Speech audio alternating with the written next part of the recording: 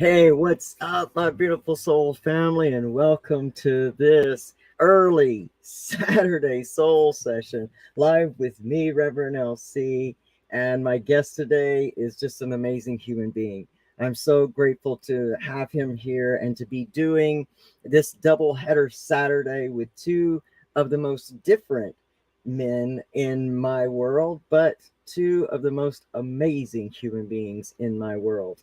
I had the opportunity to sit with today's guest just a few weeks ago on his podcast, and I made like this instant connection with him. And I wrote down a few things that I want to share with you that really connected me to him. And so when I was thinking about this show, I thought about my now friend Brett Morris, of the creator and host of the Recovery Survey podcast and co-creator and co-host of Recovery Revolution Live.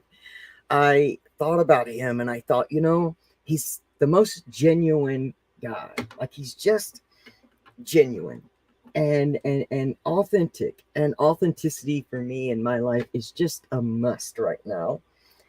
He's strong and he's savage enough to be vulnerable. Like, he's not afraid to share his story, the parts that go deeper than most people feel comfortable sharing. He is not afraid to open up and say, I need something. And it takes such strength to be vulnerable, especially in the world we're living in right now, and the grit that it takes to share your heart. Well, if you know, you know. And that's one of the things that I like about him. And he's open-minded to growth. Recovery teaches us to always be open to growth. By refusing to see any other perspective than the one that we have right now, we limit our possibilities in every area of our life. And my friend Brett Morris, well, he has thoroughly shown me that he is open to growth. He is interested in the perspective of other human beings. And if you don't believe just me, make sure that you go and you listen to his podcast, Recovery Survey, and we'll put his links up later in the show, and Recovery Revolution Live. Amazing, amazing platforms. And so that's what we're going to talk about tonight as we welcome Mr. Brett Morris. We're going to talk about harnessing pain and turning it into passion and purpose. We're going to hear about his life. We're going to hear about his life pre-descent, descent, and then the climb back to his own glory. Not to say his own perfection, but his own glory, his own get up from his own give up. And we're going to hear about the life that he is now creating, that he truly, truly loves. First, let's talk a little bit about our partners. HypnoBreakthrough.com has got an amazing, amazing gift for you, the Recovery Soul Food listener. And there is that. If you mention Recovery Soul Food, you're going to get a free full session of hypnotherapy from the beautiful and amazing Miss Pamela Topjian. You can go to HypnoBreakthrough.com, mention Recovery Soul Food, and take her up on that amazing gift. What do you got to lose, right? Deep mind holistic healing. That sounds amazing.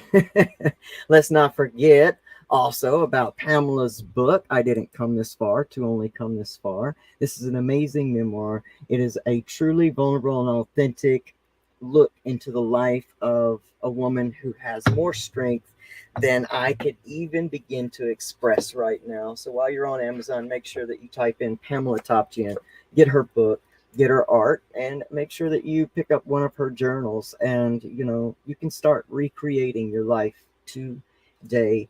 Get ready for the Sober App 2.0. It is coming soon. It will be available for iOS and Android, so be on the lookout for that.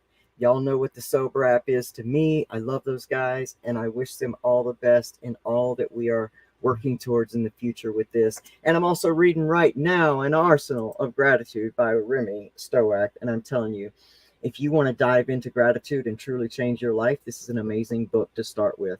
I mean, it really speaks to the beginner in a gratitude practice all the way to the professional. So make sure you go to Amazon and get an arsenal of gratitude and follow Remy on Instagram. And now, oh, one last one.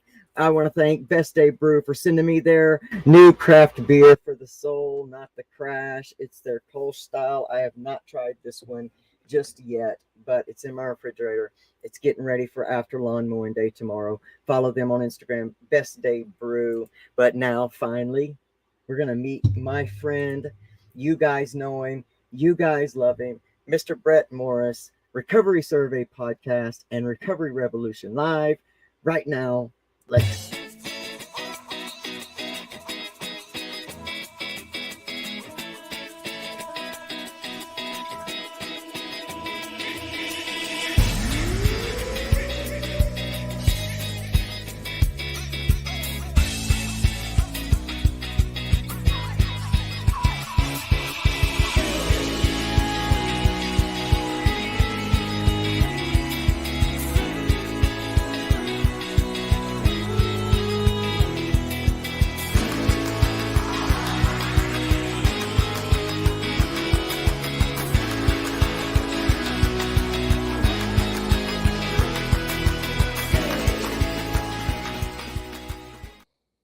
What's up, Brett? Thank I you so love that much. intro. That was awesome. Man, I love that picture so much of you and your daughter. You look like, number one, she's your twin. So we're going to get to know what you're going to look like as a female. There's Right. no question. And you just look like the happiest. Like I can feel you're happy in that photo, man. I So that love means the yeah, I most to me. love I love that picture. I actually have it sitting here on my desk and that picture was taken a couple days before my first Father's Day as a father. And Wow. it was at my home group. We were having our anniversary party out at a Wow. park and one of the people snapped that picture and I love it. It's It a great is. memory. It's got to be. I absolutely love that picture. Well, it says a lot to me about who you are, and getting to meet you already. That picture was even more endearing to me because you are a genuine guy. Like you just are genuine. I don't see any airs or anything about you. It's like you just like like you have a guy. You're a guy who's like heart for the world and what he does, and his recovery journey and family is like out for you to see.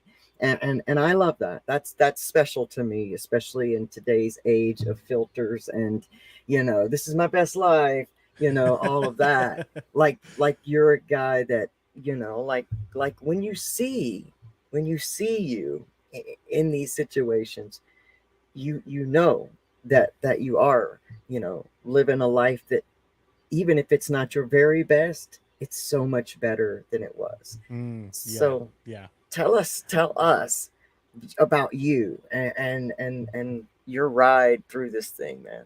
Yeah, and I love what you said there, and that's what it is. Really, is it's finding that headspace and realizing that even today, when things aren't exactly to my liking and things aren't perfect, that it is so much Mm, better than the alternative. Because yeah. I've been at my lowest, and I can look and compare those and realize that another day without a drink or a drug in my body is I can't even put into words how much better it is than when I was Yeah. using. So I'm so grateful for that, and I appreciate you talking about just being authentic. And I'm not really a big guy for filters and all that. And I was feeling a little self conscious before we came on. I was like, I got a pimple here and this, and then like, it doesn't really matter. Like whatever. But here we are. So Yeah. where do you want me to start? Wherever it starts, like, one thing I like to always find out is it for the difference between us being in recovery and being just clean and sober is we start recognizing the events or happenings around what started us getting there. Is there start kind of there? What were the events that kind of led you into this space? Yeah, and I love that you mentioned that because I've done several interviews and being in recovery for a little bit of time and kind of replaying some of the events of my childhood and adolescence and kind of figuring out putting the pieces together, Mm, and there's been a few things that I've realized as I've told my story, and I've rebuilt the relationship I have with my parents, and so I can kind of cross-reference how I remember events with how they Yeah. remember them, and kind of put pieces together. But one of the things that I think I've come to realize is that, as my dad's in law enforcement, my mom was a school teacher, um, and so they made the decision when we were pretty young that they wanted to homeschool us, and I always had a big resentment towards Mm. my parents for that, and I felt like that made me different, and I always had like that craving for social interaction, Yeah. and it was Yeah. me and my sister, and I've heard that a lot, man. yeah, and it was kind of an odd experience, and I always felt like it kind of gave me a disadvantage almost. I felt like I wasn't like everybody else, and I don't know. There's something about it that was just kind of weird, but I grew up in a really religious home, so we did a lot of church events and stuff. So I was still like around people, but it didn't feel Right. the same as everybody else's experience of going to school and, growing up with this group of kids from Yeah. kindergarten to through high Yeah. school. So I kind of had like this weird, Disconnection. yeah, Yeah, kind of it sounds like. disconnection. So Yeah. I got a job when I was in middle school, a little part time job, and so I made some friends that were close in age, and they were like most 14, 15-year-old kids. We'd smoke cigarettes, and occasionally we'd find some beer or some weed, and we'd just kind of do whatever. And I can remember, I knew just from like my upbringing and my dad being in law enforcement and stuff, like I shouldn't do these things. I shouldn't drink, I shouldn't smoke weed, I shouldn't smoke cigarettes, like all that kind of stuff. But at the same time, there's like this deep longing to have this connection, to feel like I Mm. wasn't the weird outsider. I almost felt Yeah. like Jake Gyllenhaal in Bubble Boy, where it's like this whole world is opened up to me, and I've never Yeah. experienced outside, and there's all these bad influences, and I'm like, I don't, Yeah. so I just kind of went along with it, and I remember just feeling this almost sense of relief the first time that I got high, just Mm. feeling like I could let my walls down, Yeah. like there just wasn't, it just didn't feel like that pressure, and I didn't feel like I had to try to fit in. I felt like, I just was one of It's the done now. guys, just, Yeah. yeah, just Yeah. kind of chill. Yeah. um I made it.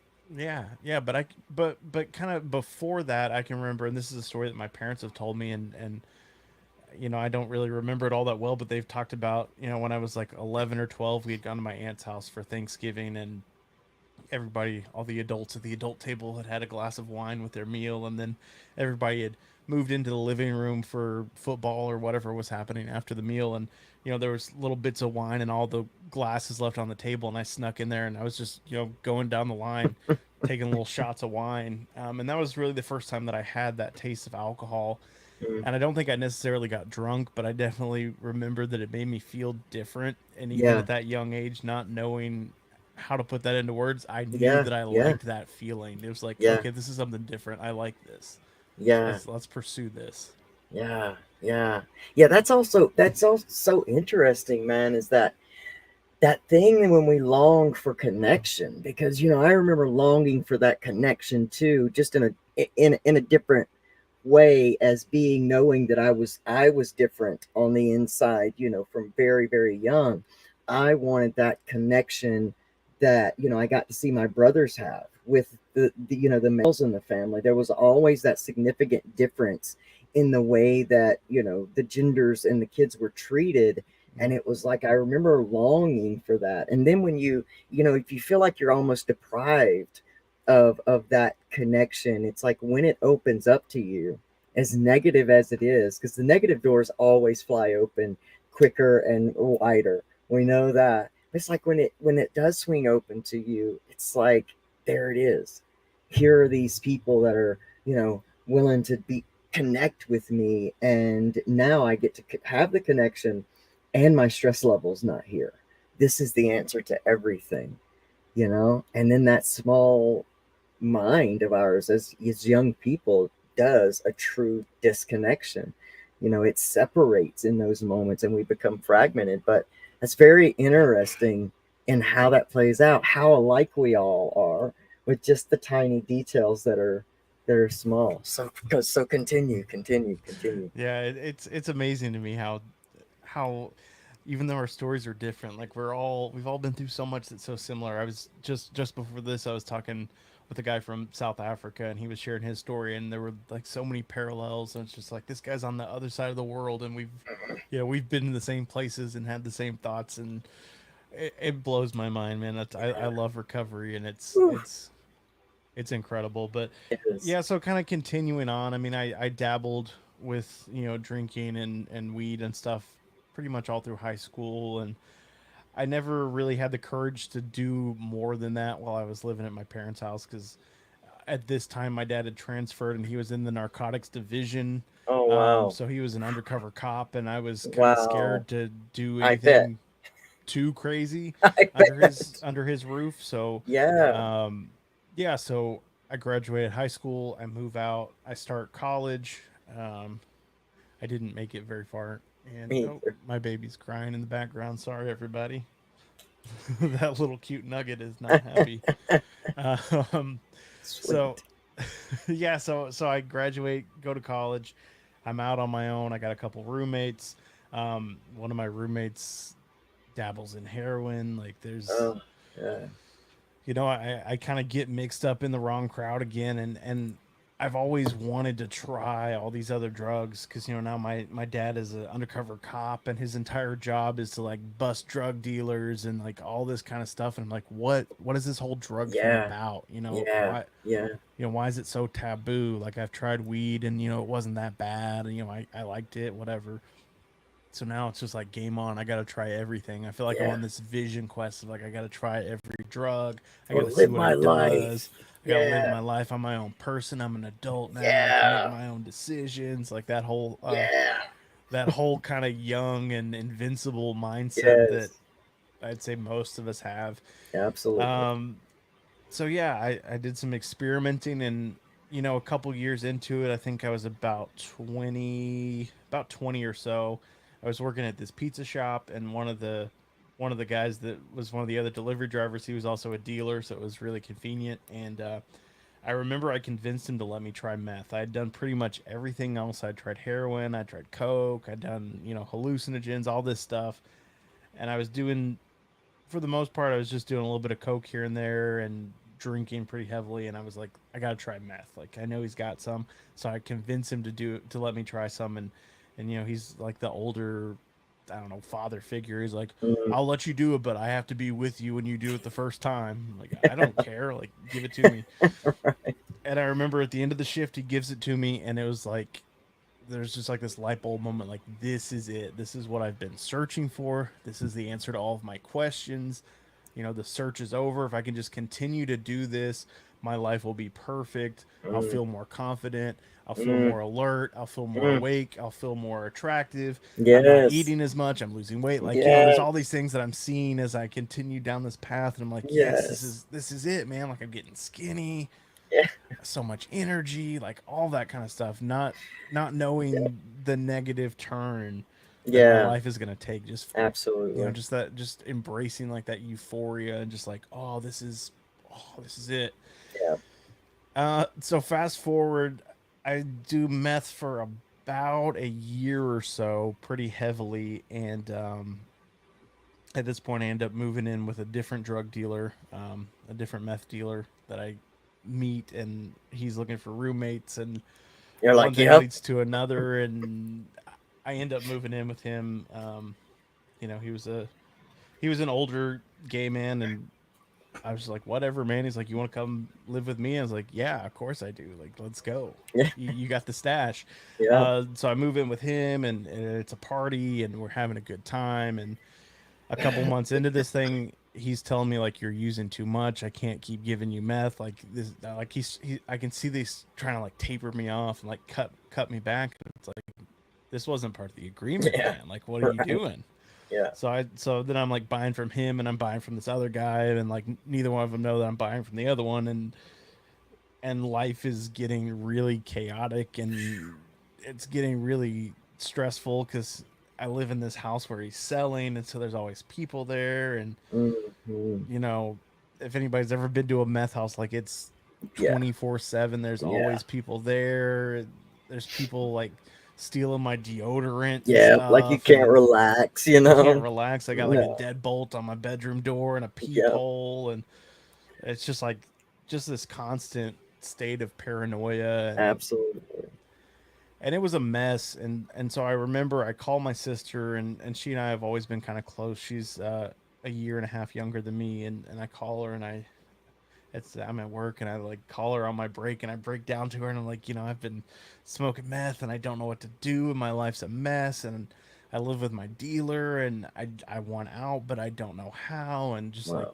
just like have this really emotional conversation because Mm. I never admitted to her what I was doing. She always knew that I did drugs, and she and I had smoked weed together, and she had asked me about other drugs, but I wouldn't ever give her anything. But I knew she Mhm. was curious about it. But as far as I knew, like she was a good kid.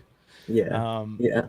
and so I had this conversation with her, and she's like, "Hey, you can come live with me in my apartment." Like she and her husband had just separated, and so she had like all Nice. this space, and it seemed like it was the perfect time. And so I'm like, "All right, Yeah. I'm there." So I pack up my bag, I move in with her, and I make this vow like I'm never gonna do meth again. But I don't know anything about recovery. I haven't found the Mm. rooms, ever been to a Yeah. meeting. I don't know Yeah. anything. I don't even bother to like look for a recovery meeting. I'm just like meth is my problem. As Yep. long as I can not do that, I can Yep. still drink, I can still smoke weed, like I can just, Mm. I can just not do the hard stuff. That's the thinking that I come up with. Yeah. Oh yeah. Our best thinking. Best Yeah. thinking. Yeah, it was great. It was great. So, I do that for I don't know, probably a month, 6 weeks, something like that. No meth, just drinking, and at this point, like my drinking has skyrocketed because Yeah. now I don't have anything else, so I'm just like before I was just like beer and maybe a shot every now and then, and now I'm just like drinking entire bottles of whiskey, Mm. like one or two a day, just like Yeah. Like you got a death wish. yeah, and I'm a pizza delivery driver, so I'm driving all day too, so Yeah. it was the logical thing to do, Yeah. Absolutely. Absolutely. right? We So share that in common. So much of your story is just resonating. Like I really feel it, because I was pizza delivering at this time. My life's out of control, and I hear that the way we're delivering out. If you only knew. You yeah, know. just constantly driving. Oh, Um, so I continue on this path of I'm just gonna drink as how are much as you I hiding can. this from your dad though? Like, how are you? Like, Because does at this he ever point, find out, or is your sister helping you out, or you're kind of away um, from there, or I mean, he knew some of it, but we yeah? we lived so they live in the suburbs, and at the time I was living in Dallas, so I was Oh about well, 30 okay. minutes away from Oh, them. okay. So Yeah. there was a Okay. little bit of a The little bit big of a city. Okay. distance. All right. Um, and he had called me out when I was smoking meth. I had gone to a family event. I think it was Mm, another Thanksgiving actually, and he had like pulled me aside and told me that he knew that I was on some kind of upper, and basically after he confronted me, it was like I'm gonna cut you out of my life. Like no, mm, I might text, but I'm not gonna talk to him on the phone. I'm not gonna see him in person. Like I was done because I knew that he was gonna try to stop me, and that yeah. was my answer. That was the solution Mm, to everything. yeah. Yeah. Um, so he and I were pretty much estranged at that point. So Mm, I'm doing the pizza delivery gig. I'm drinking way too much consistently. And it's Super feeling Bowl homeless. Sunday of, uh, I think it was 2012. Yeah, Mm, 2012. And I go on my break, my dinner break, and the bar down the street is closing. It's their last night. They're doing a big hoorah for Super Bowl Sunday. I'm a regular there. Uh, I'm 20 at this point. And I'm a regular at this bar. right. Um, Right. none of the bartenders knew. Whatever. I invited them all to my 21st birthday and was like, "Ugh," like whatever. Um, I've always had the beard, so everybody always assumed I was Oh older yeah. than I was. So I feel Yeah. like I kind of got away with it a lot. Uh, Yeah. so I go to this bar. It's their last night after Super Bowl Sunday. They're closing the doors, whatever. So all the regulars are coming in. The bartenders are pulling bottles off the shelf and just handing them out to people. So walk in the door, bartender grabs like a a bottle of, I can't remember if it was whiskey or what it was, but he grabbed a bottle off the shelf, hands it to me across the bar, and they're charging like a drink and giving you the whole bottle. So I'm like, oh, Wow. this is awesome. Like, Yeah. yeah, this is what I'm talking about. The So, and I'm on, jackpot. yeah, and I'm on break at work, so I'm just sitting in the corner. I Perfect should probably time. go eat something, but I'm over there just like pulling off this bottle, and I head back to work. It's not, I don't know, 2 miles from this bar, and I'm driving through this residential neighborhood, and I black out. Oh man. And when I black out, I slump, Mm. and so I jerk the wheel. I pull it to the right, and I bounce down the side of four parked cars. Boom, boom, Oh boom, man. boom, as I'm going down this The jig street. is up. Probably not super fast, probably 30, 40 miles an hour because it's a residential neighborhood. But I don't know. The whole event is pretty blurry. Mm. I've kind of pieced it together from eyewitness and police reports and all kinds Wow. of stuff. So I've kind of there's it's very hazy in my mind, but Mm. I sideswipe four parked cars, and then after I make it past this last car, I'm still slumped, and I drift into this person's yard. I hit their Oh, fence, and I hit the side of their house with my oh truck, my gosh. and Oh my gosh. I come to with my car with the nose of my car in this person's house, Ah, and I'm like, shit, this ain't gonna turn out this well. is not good, No. And for a little backstory, uh, with my dad being in law enforcement, I'd gotten away with some smaller things Mm-hmm. throughout my years of using, and I'd always felt this sense of like I had this get out of jail free card because there were Mm. times where I'd been pulled over where I'd been drinking, or I had a cop stop me and he told me that my car smelled like marijuana, and I would always get out of it because I'm like, oh, because I kept one of my dad's business cards in my wallet, and so Mm. I'd get my driver's license and his business card, and I hand both of them to him when they'd stop me, and I'd be like, oh, do you happen to know my dad? And most of the Mm. time they did because he had been in law enforcement for I don't know, like 30 years. Wow. So most of the time they would just give me a warning and I'd get away with it. And I knew when I came to and I was in that person's house, it's like this is not good. Mm. I'm done. Like I'm Yeah. going to jail. There's no way I can get out Yeah. of this one. I'm Nope. so intoxicated. I can't hardly stand up. Like this Yeah. is not No. it. No. No. The jig is up. No. No. Like there's no way. This is not undercover anymore. Like No. this No. addiction's on the table. It's on the table. It is fully on the table. Yep. So I go to jail. My parents let me sit there for quite a while. And Amazing. they bail me out about a week later, and I moved back into my parents' house because Oh, I was with my this is it. sister. She decided they all talk and they decide like he can't stay at his sister's house. Like he's just gonna start drinking again, and he'll be off doing whatever. So they make the decision that I'm gonna move back home with them, which was fine because I had inevitably lost that really well-paying pizza delivery job Oh, I'm sure. Yeah. Yeah. when Yeah. I got a That's a goner. DWI at Yeah. work. So I had Yeah. no money, no job. I didn't really have a lot of options. So I moved back in with them, and I like to bring up this point because I think it's important for a lot of people to hear. So in my mind, this is my rock bottom, Mm. but I continued to drink and use. And I Yeah. think it's important for people to hear that even if it's their loved one, a family member, a friend, just because somebody hits rock bottom, that doesn't necessarily mean that if they don't get recovery when they hit rock bottom, that they're not Right. going to get it.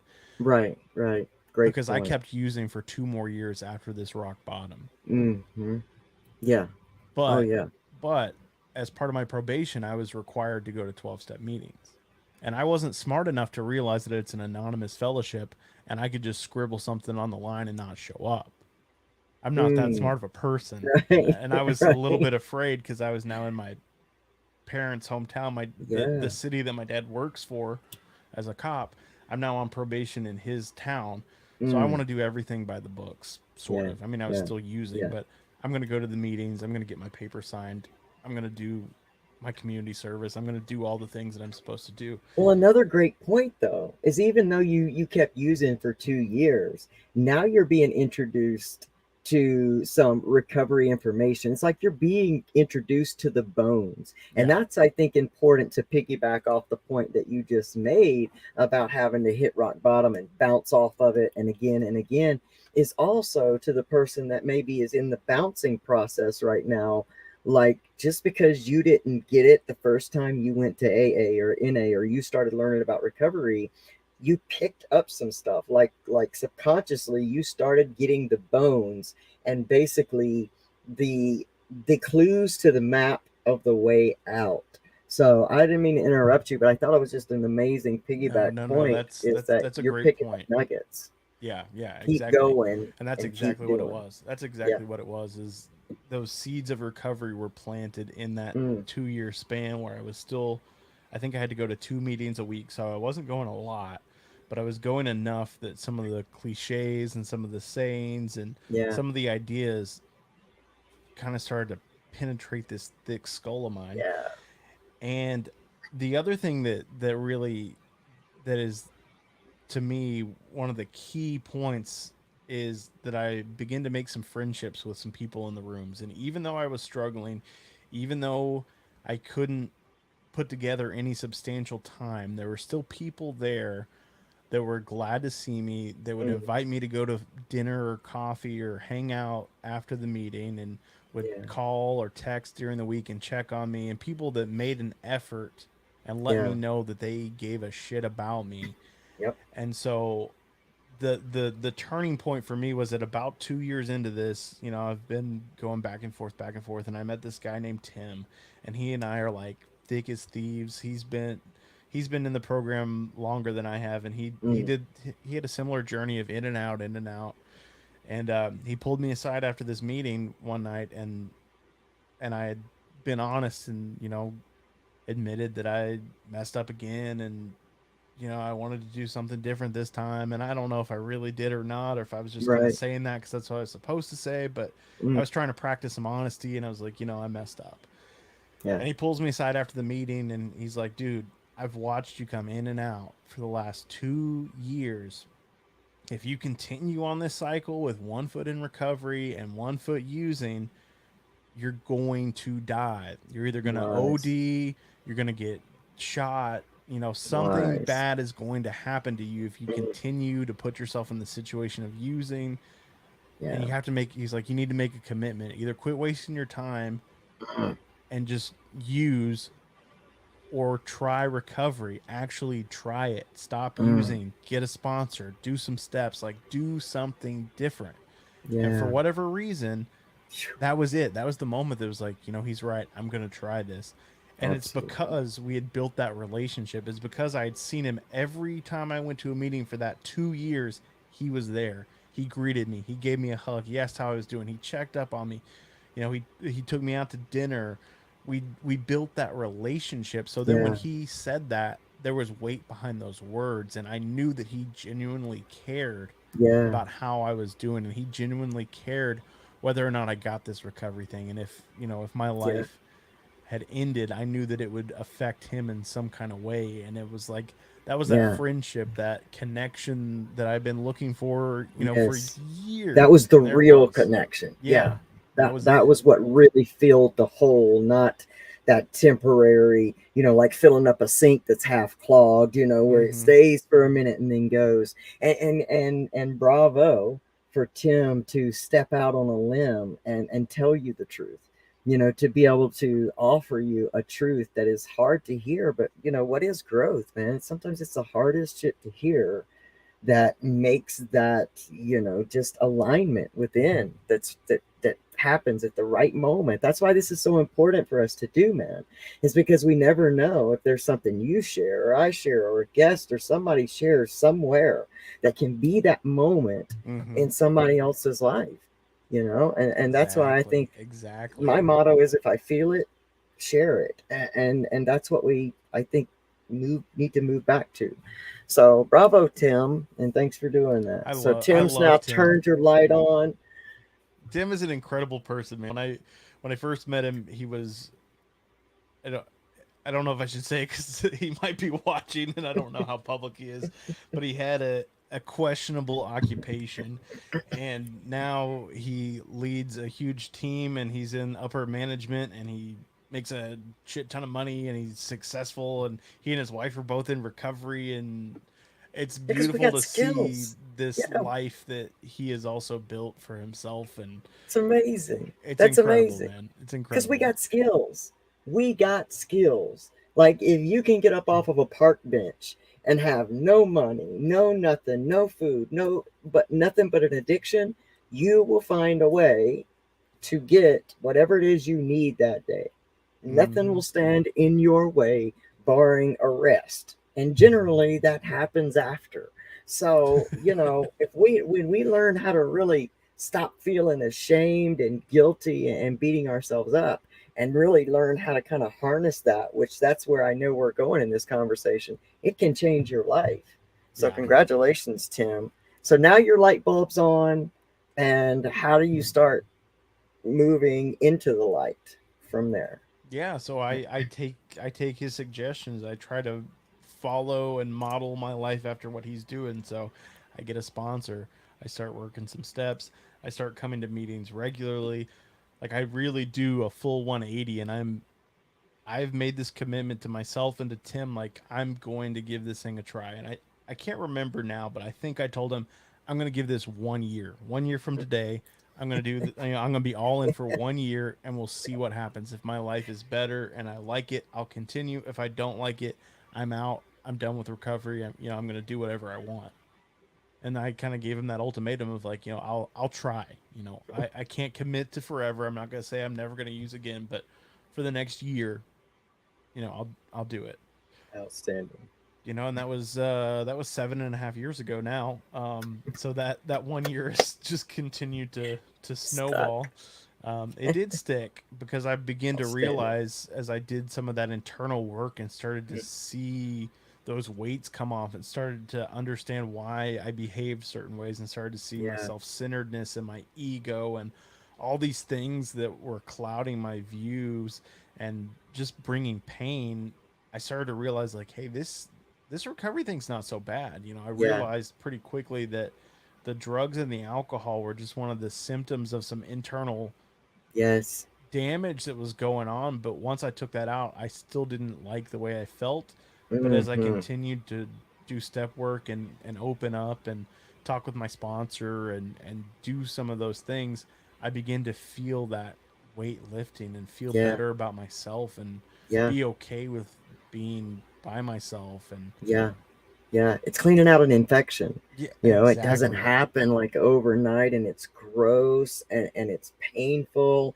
And then there's just this big gaping sore, and hole that's there. And until, you really start healing and putting those pieces together, it's like little by little, it's never wake up and it's all done. So that's amazing. So keep going, man. Keep going. Yeah, I'm yeah. intrigued. So that's kind of the story is, It's I outstanding. gave it a try and actually put some effort into it, and I could see the benefits. I felt better about myself, and I started making connections with other people and all these things, and it was like I'm going to keep doing this. Like I like Yeah. the results that I'm getting, and I started to gain some trust. I amended those relationships with my parents and my sister, and I got a better job, and then I got an apartment, and then I got a girlfriend, and then I got another girlfriend, and then I proposed to that girlfriend, and now she's my wife, and we have a baby, Outstanding. and it just like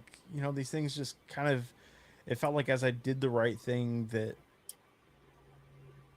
Like that attracts life like. just kind of happened. I'm Yeah. not going to say that every moment has been easy and beautiful and all that because it definitely hasn't. I mean, there's Right. been Right. plenty of challenges and hardships and all those Yeah. things that we all face. But like I said at the beginning, my life today is so much better than Yeah. when I had one foot in recovery and one foot out. And Yeah. I just can't even, it's so hard to put it into words of how grateful I am It just to is. be here. And you invited me on your show. I'm just some random guy that lives in Texas that stopped getting high. Yeah. You know? I love it.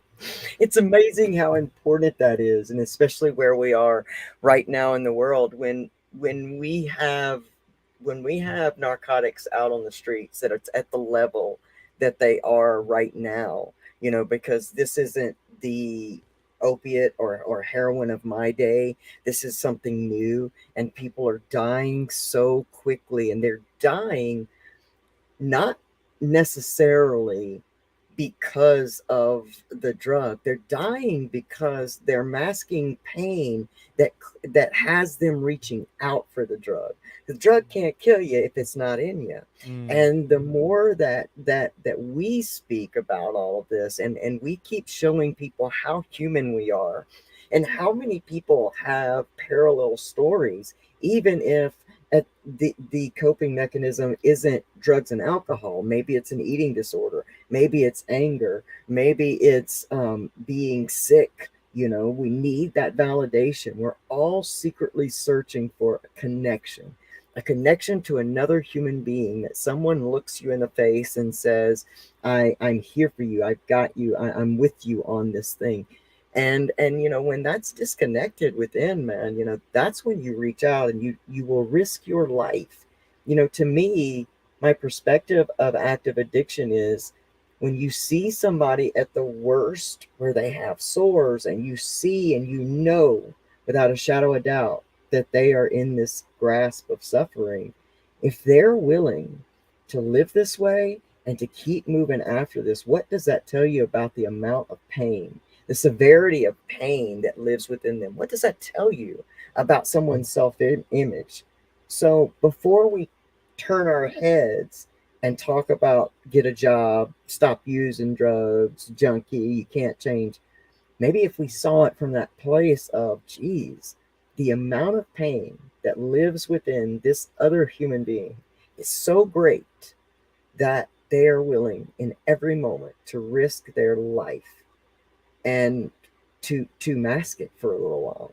And that's the compassion that I think that when we take that pain and we turn around and harness it, it becomes purpose and passion. And that's what you're doing with Recovery Survey and Recovery Revolution Live. And how now does this amazing human, with all this recovery time under his belt, you know wife and daughter, and all of this moving through life, how do you now come to this place where you decide you're going to harness what tried to kill you and make it be the thing that ignites you? Thank you for asking that question. Uh, and I feel like it's a tough question to answer, because I don't feel like Mhm. there's really an exact answer or reason, or I don't know. I just felt this calling, like it was something that I needed to do.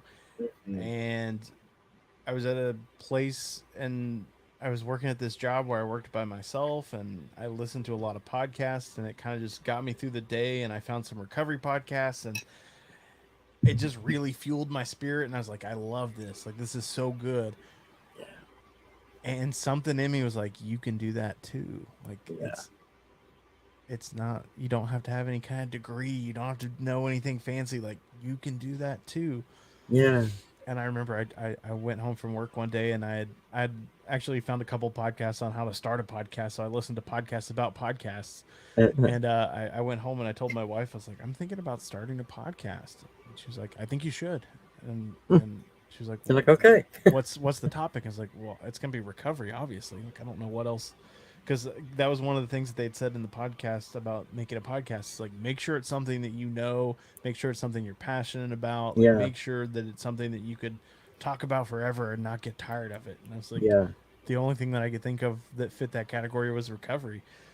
So I was about 5 years in at that point, and I ordered a $20 microphone on Amazon, and I got it, set it up in my closet, and had my laptop and my little $20 microphone, and I recorded some really awful intros and outros, and I tried to do a couple solo episodes, and no one except my wife has ever heard those, because they were absolutely tragic. And then about 2 or 3 weeks after I had started trying to record some stuff and put stuff together, COVID hit, and I got to stay home from work.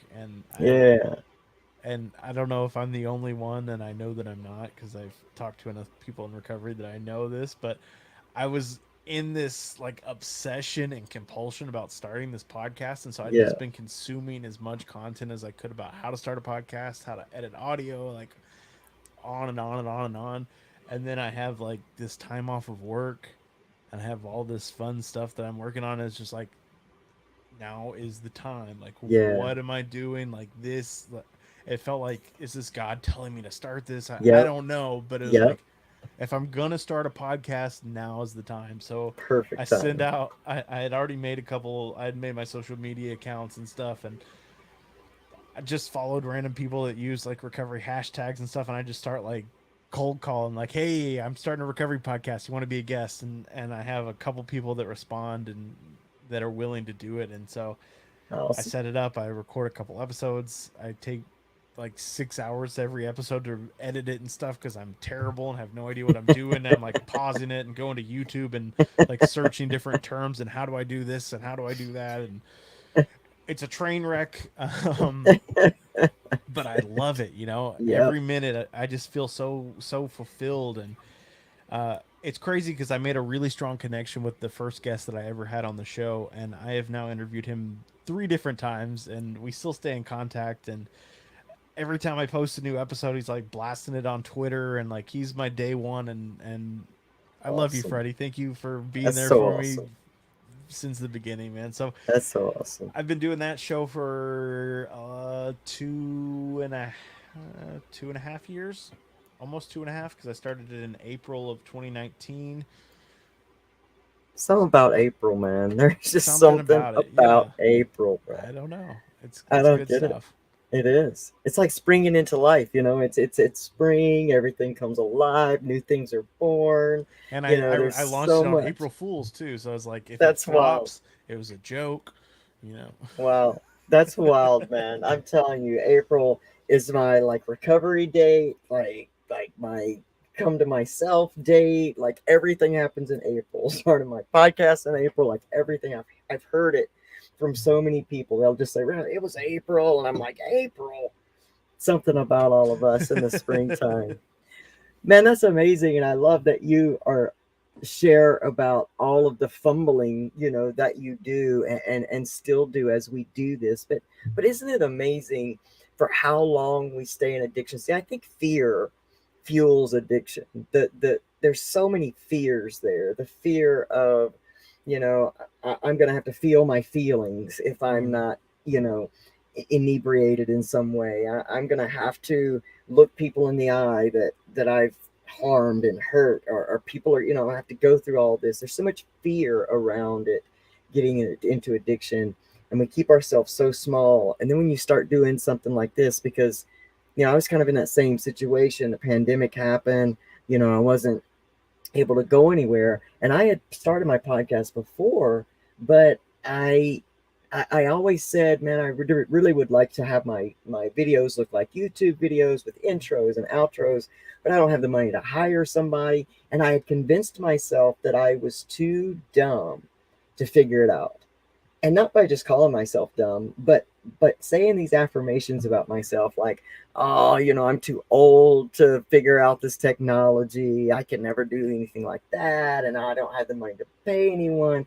All those things, I'm talking myself out of it. Pandemic comes, and I realize I'm this is never going to happen if I don't do this. And it was like the same thing, you know, like God just opened up the door and started laying these things out. And it was just this amazing, like coming to life, like, oh my gosh, I can do this. And it would start with the smallest things. You know, you set out, you accomplish this one thing, and then you move to something else. And like before you know it, you have a show that's extremely popular, Recovery Survey. Everybody knows Recovery Survey. Recovery Revolution Live is, you know, its own epidemic in and of itself. You know, like how did you come together with all of those different hosts and human beings? How did Revolution Recovery come about? Yeah, so I had reached out to JR Weaver, who is Yep. the creator of the Facebook page Recovery Revolution. Um, I didn't even know that he had started that page, but I knew about his book Addiction Manifesto, and I always love interviewing recovery authors. Me too, I think man. they're fantastic Oh my guests. gosh, I just yes. love I love talking with authors. I don't know what it Oh, me is. too, Like man. I'm guilty, Oh, but if I see that you've written a recovery book, I'm like, yep. oh, come to my podcast. Like I Right. want to interview you. Yep. So I sent him a message like, hey man, I haven't read your book yet, but would you be interested in being on my podcast? Whatever. And he replies with no. And I'm like, okay, whatever. I'm at this point I'm used to rejection. I'm like a year and a half into this podcast, and Right. I'm just happy that he replied because I'll All message just right. a bunch of people and Most don't. most Yeah. don't even reply. So I'm like, all right, whatever. At least Right. he had the courtesy of saying no. And Right. then like a day later, I get a message and he's like, "But would you be interested in starting a podcast with me?" I was like, "What?" I was like, "No, no, no, no. I already have the podcast. No, what? No." Um, and so I don't even know why I replied to that, but I was like, I was intrigued, so I was like, "Yeah, I'd love to hear more about what you had in mind." And he's like, "Well, I run this Facebook page called Recovery Revolution. I really want to do a video live stream, like a weekly thing. I want to get a couple different people on there and just do like interviews and stuff." And I was like, "That sounds really cool, man. Like, good luck with that." He's like, "Well, I want you to be a part of it, and I want you to help build it." And it's like, "Well, my podcast is audio only. Like, I don't know anything about video. I don't have a camera." Like All the like ways I can't. yeah, immediately I'm just like I have like Yep. this whole laundry list of like I don't know anything about video, don't have the equipment, don't really have any interest in doing it. Like I already do my own thing. Like, yeah. But again, there was that same feeling of when I started my podcast of like, you need to do this, like, you know, pursue this. And so I was like, okay, Yeah. yeah, let's do it. Let's make this happen. And so JR and I started off as the hosts, and we did a few different episodes. And I didn't realize how many people in recovery that JR knows. Yeah. We jokingly say that he's the leader of the sober mafia because it seems like he knows people everywhere. He's a legend. He He's a is. He legend really is. because I started my Recovery Out Loud whole platform on Facebook. And I knew of JR, and this has been like 5 years ago now. So I was doing live 6 days a week, and it built, a massive following. And so JR is he's like one of the dinosaurs with all of us. And I knew of him, but somehow we had never and still have yet to like bump into each other while crossing each other's path. But his name like is legendary. Well, I'll Legendary. introduce you guys. He's an incredible guy. I love Jr. And yeah, so he and I started this show, and he's booking like crazy guests, man. He's got like New York Times bestsellers coming on and stuff, and it's like episode 2 or 3, and I'm like, how are you getting these people on this show? Like, we don't even really have that much of an audience or a following, and like, how is this guy doing this? Like, this is crazy. And uh and so he and I would call and talk on the phone a couple times a week, and he's like, hey, I don't really want to be a full time host on this show, but I want this to continue. So be thinking about people that you would like to have as co-hosts, and let's kind of shake things up. I'm like, okay, like I kind of liked the dynamic that you and I had, but okay. And so we interviewed Carl, who was the first additional co-host. I actually had him on my podcast a couple weeks before he was on the live stream, and he and I really hit it off. And then I invited him on the live stream with Jr. and the three of us really got along really well. And I called Jr. the next day. I was like, I like this Carl guy. Let's get him. Let's talk to him. And so we approached him, and he has his own recovery podcast called The Drunken Worm, and Yeah. uh, and he agreed to do the live stream with us. And we're like, all right, cool. So then it's the three of us, just three dudes, and it's like, there's a lot of testosterone going on here. And so and JR's a sneaky guy. So he already knew that he really wanted Ashley Grimes to be a part of this show. They had met at Mobilize Recovery. And so he told her that he needed some time off and asked her to fill in for a couple weeks as like a fill in host. And It's pretty slick. for people that don't know Ashley, she's kind of a big deal. She's the Yeah. NAMI Florida president, and she is a badass in recovery, and Yeah. she advocates for people in recovery, and she's an incredible person.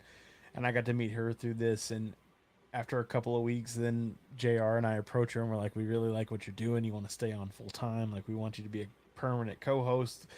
And she agrees to it, but she was kind of like, she was a little bit hesitant. You know, she had never done anything like this before. It's out of her comfort zone, whatever.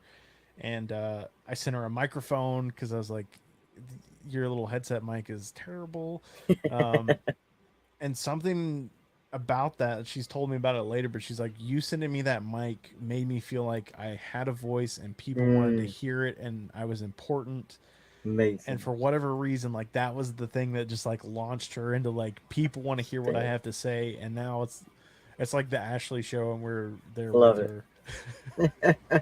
And I so love yeah, and then Carl recently left our show. He got a new job. He's actually working in a men's prison doing some Wow. recovery counseling stuff. So he's doing some Wow. awesome stuff, but his schedule doesn't line up with showtime anymore.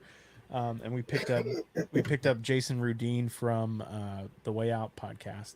Yeah. So right now Saw it's that. me, Ashley, and Jason are the co-hosts, and I love it, man. I really do. Like, I get to meet so many cool people doing that, and It's awesome. how I don't know why I, why me. You know, yeah. I'm just a normal guy. Like, I don't know. I love it. I think I think that's part of the draw, though, man. Like, it is that you are a normal guy, like you're every guy. You know what I mean? Like you get to represent, so much just in being genuine and being who you are, that people have that ability to feel comfortable and not, I've watched the show Recovery Revolution a few times, and I watch it a lot more lately. But when I first started running across it, I saw you, and it was like you were in this box over here in the right corner when I saw you, and you were really quiet, and you were there, and you were like working on the show, and there was this great dynamic between like all of you, and the show to me is very digestible. So that's what I like about it, and I like the dynamic between everyone, and I think it's a brilliant idea, and I think it's just an amazing platform. I think the more we just continue to make this more normalized, what we're doing is we're helping to end the stigma. We think that it's going to take this one big thing to kind of end the stigma, and it reminds me of the AIDS crisis, and when AIDS first started, and how fearful everyone was, and just how many people stood in a defensive stance of Hmm. that, and because more people started showing their humanity, and making it less this big scary situation, and we started seeing each other as the same, it comes to now where we're not completely there, but we're so much farther than we were. And I think that's important for the epidemic that we are still seeing currently. Again, we go back to this new synthetic, you know, type of drug that's out there now that's killing people so easily that it's becoming far more addictive, far faster, and the withdrawal symptoms have become deadly. And we're seeing the drugs up their game, and I think as the recovery community, we got to up our game too, and just continue to bring this out so that people, because there's all kind of people that watch Recovery Soul Food podcast. It's not just about recovery; it's about those in a rediscovery of what's your spiritual, what are you awakening to, like how do we get to know yourself, because we all got the same issues, we all got the same basic needs, and so we're moving towards those same things. Recovery community, we know chaos, we know healing the core, we know all of that stuff. That's our jam, that's our Hmm. answer to Hmm. this deadly disease. So we can actually help you learn how to stay on your diet, or develop a fitness routine, because we know what it's like to have to become disciplined have to have something bigger than yourself to believe in. Sometimes have to have someone else believe in you until you can believe in yourself. We know all of that.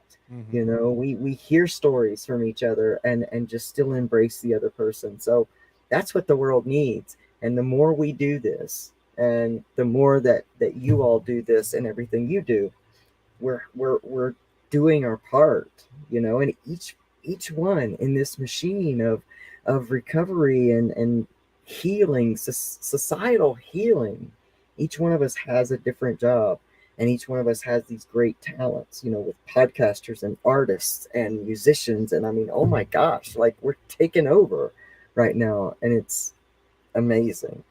So thank you for doing what you do, man, for being an every guy and finding this purpose in your pain and bringing it out and doing it. I'm I grateful to call appreciate you it. friend. Yeah, and it's weird because I've never wanted to be like the influencer, the social media, whatever guy. Right. I really don't have any interest in being that person. You know, I mean, like I go to work every day. I work with my hands. I fix things. Like Yeah. I don't really have any interest in being like a famous internet personality. I just feel like I'm supposed to share my story and let people know what it's like. So Yeah. Yeah. I don't know, man. You're If it doing a great happens, job. it happens. If it doesn't, you know, like you've said, if it helps one person, then it's worth it. So I don't really care. I'm not here to become famous or rich or whatever. I'm Yeah. just here to help people.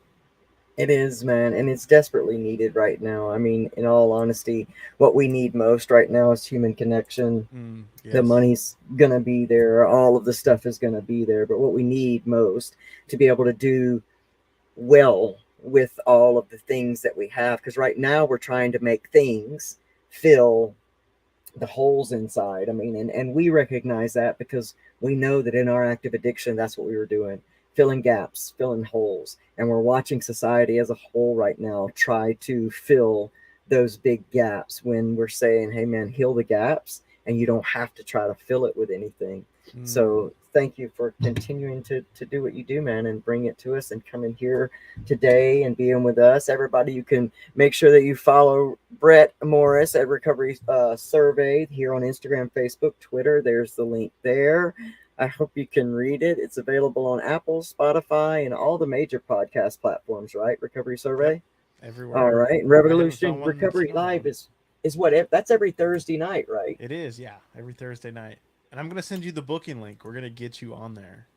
Oh man, that would be just amazing. Just to sit in that group of dynamic. Like I've never done a show like that with so many personalities, and I love all of your personalities. That would be an amazing thing. I appreciate that. We'll make it happen. Ah, nice, nice, nice. We all go and make sure that you check out, if you haven't already, Revolution Recovery Revolution Live. That's Thursday nights. Make sure you follow Recovery Survey. Listen to that podcast. I'm a follower. It's amazing. Brett, you're an amazing human being, and I thank you for I being a part of my tribe and to come here and have a conversation that's for and from the soul with me. It's just been a beautiful experience. Everybody, make sure you follow Mr. Brett Morris and Recovery Survey Podcast. Make sure that you also follow us, Recovery Soul Food. Do all the cool things that we do there so we can grow and grow and grow. And, you know, I got some guests that I really want to introduce to you as well, and to help you along your author, because man, there's some amazing authors, and I've got a fetish for recovery authors I myself, love it. man. I love it. So we gotta share. So everybody, I want to thank you. And listen, I want you to know, if you are in the Wilmington, North Carolina area, I'm doing a big event for Overdose Awareness Day on August the 31st. That's going to start at 2 p.m. Eastern Time. It's going to go till 5. I am going to be there. I'll be giving away some AMK customs designs, some Recovery Soul Food merch, and we're going to be out there just trying to minister to people that are even still stuck, still hurting, and all those that are in recovery. Like, come out, support these events, y'all. I know it's hard to get us to do anything. Mr. Morris and I were talking about some of the little all things we all share in common, and sometimes having us follow through is tough. But start supporting these recovery events, y'all. Like we're coming back together, you know, and support your recovery platform, support your recovery events. This is how we change the stigma. It's a great bumper sticker. It's cool to put on a shirt. But you know how you really change the negative stigma of recovery, addiction, and mental health is you support, support, support. So like, share, subscribe to these podcasts, follow them, go to your events, show up in a big way. Recovery community is here to change the world. Thank you for being a part of that change in this world, Brett. I adore you, man. I can't wait to connect with you again. Y'all go take a little break, but come back 8 p.m. Eastern Standard Time as we are here with the award-winning best-selling author Jamie Brickhouse. He's going to come and share his comedic storytelling with us and his memoirs. So 8 p.m. Eastern Standard Time. Until then, I love you guys. Thank y'all for joining me. Thank you for joining you, Brett. I love you, man, and I'll see you all soon. Thank you. Bye, Thank everybody. you, LC. I really do appreciate it, man. Thank you so much for having Great. me. It was a pleasure. Absolutely. All right. Bye, guys.